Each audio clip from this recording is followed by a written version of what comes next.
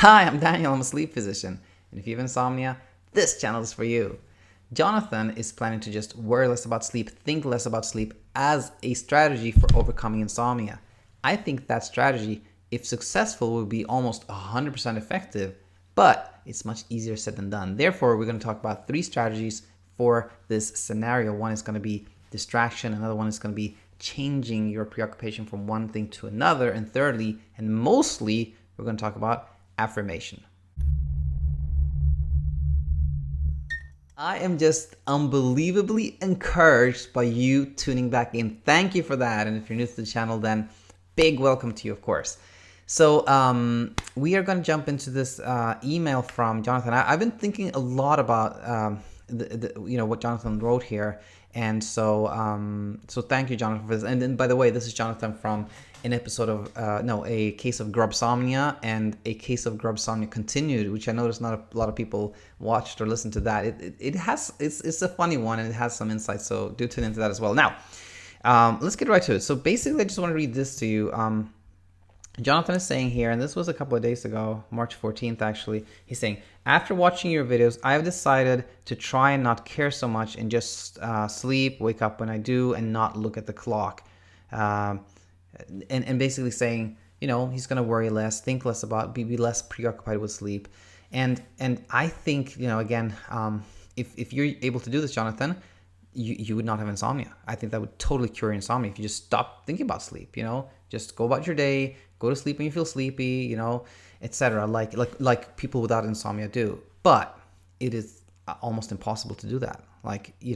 To trying to just decide not to worry about something is very, very hard. It's kind of like the pink elephant issue. Like somebody tells you, don't think about a pink elephant, you think more about it. And I wanted to start off here by talking about a similar scenario. I think this could be helpful when somebody has stage fright, somebody is really, really worried about going on stage and presenting and thereby doesn't do a good job of it, And think about it this way, imagine somebody that is rehearsing at home, presenting at home, and does fine, which often is the case. But then when they're going live, they're going to go on stage, they become so worried, so preoccupied that they just blow it, right? There's really not much. The only difference is that there's an audience, right? When you present something. Otherwise, the presentation you do at home is just the same. So why do people have stage fright? Well, it's the preoccupation, It's the what if. It's like, what if I do this? What if what if I can't find my words? What if somebody asks a certain question? It's the preoccupation with presenting that creates stage fright. If you could just remove that preoccupation, you wouldn't have stage fright. So it's the same thing with insomnia. If you could remove the preoccupation, almost everybody with insomnia would not have it.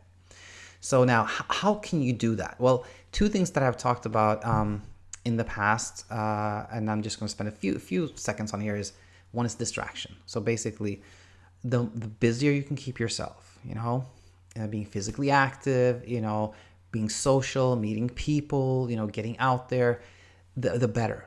The more distracted, busy you are, the less time you have to worry about sleep and think about sleep, the better you're going to sleep. That's a big one, distraction. The other one I call just changing your preoccupation. I learned this from Sasha Stevens. I talk a lot about her. Her books are really great.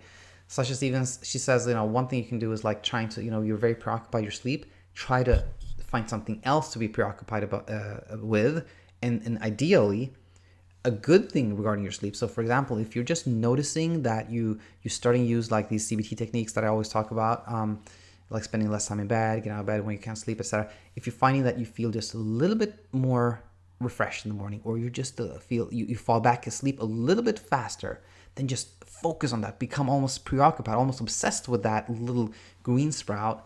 That's another technique, shifting your preoccupation.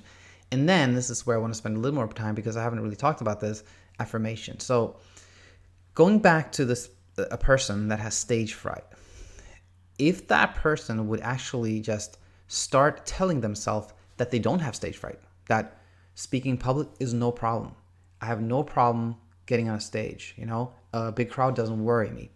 If the person, with a fictional person we're talking about, would start writing this down 3 times a day, talking to people about it, owning it, just telling people I got over my stage fright, that could boost confidence and actually help them have less stage fright. It sounds a little bit wishy-washy, like really, but you can try it as an experiment. Like you can pick something like that you're not sure of yourself about, and just like try to just tell yourself that you can do this, and you'll see even within a day that wow, your confidence is somewhat boosted. And you can try this technique for sleep as well. Just pick something like I have no problems sleeping, or I can sleep, or like sleep is not a big problem for me. And at first you don't believe it, you may not believe it at all. You may have zero confidence in that statement, but that's the thing with affirmation. Like just repeating it, saying it, writing it down, talking about it can somehow boost your confidence and help you sleep. So just want to mention that affirmation technique, which I'm just learning about. So I hope this was helpful. And if you, Jonathan, have any questions, anybody else have any questions, then please leave a comment or email me at daniel@insomniainsight.co. Hope to have you back here real soon.